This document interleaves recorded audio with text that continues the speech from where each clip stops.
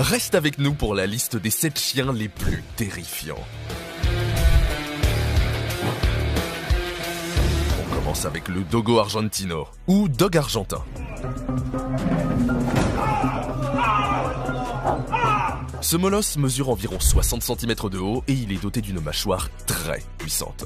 Attention si tu le caresses, et pas la peine d'essayer de le semer, sa vitesse de pointe est de 40 km/h. Assez dangereux, ce chien est interdit dans de nombreux pays, notamment le Royaume-Uni. Cette race a été créée il y a environ 100 ans pour aider les chasseurs de la pampa à traquer les sangliers et les pumas.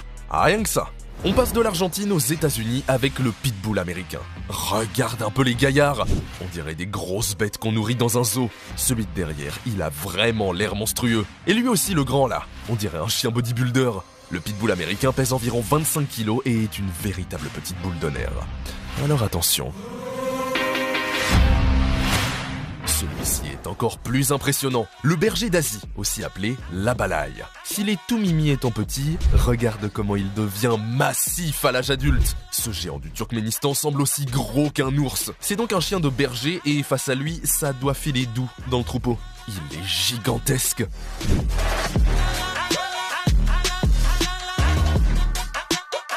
Dans le genre géant, le mastif du Tibet est pas mal non plus. Ce dog, qui peut peser jusqu'à 80 kg, n'est pas du genre peureux. On l'a déjà vu affronter des loups. Regarde comme il est flippant avec la bave qui coule de sa gueule. Son rôle traditionnel était de garder les monastères tibétains. Avec lui, le Dalai Lama pouvait dormir tranquille. Direction la Turquie pour découvrir le chien avec la mâchoire la plus puissante. Il s'agit du Kangal, qu'on nomme aussi berger d'Anatolie. Il est l'un des emblèmes de son pays. Cette bête, qui ne recule pas au combat contre les chevaux, a une mâchoire qui peut exercer une pression de 1000 kg par centimètre carré, contre seulement 15 à 20 kg pour l'homme. Autant dire que le Kangal te déchiquette comme il veut. Voici un autre molosse qui lui nous vient d'Italie, le Cane Corso. Cane veut dire chien et Corso, court.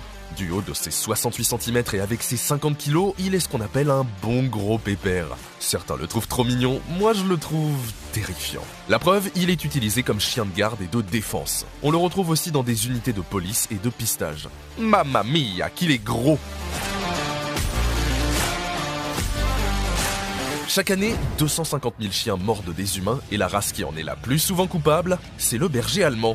Avec près de 18% des cas de morsure, il est loin devant tous les chiens. Le berger allemand n'est ni le plus grand, ni le plus lourd, mais il est bel et bien l'un des plus coriaces. Quand j'entends un chien grogner comme ça, je n'ai pas franchement envie de le caresser.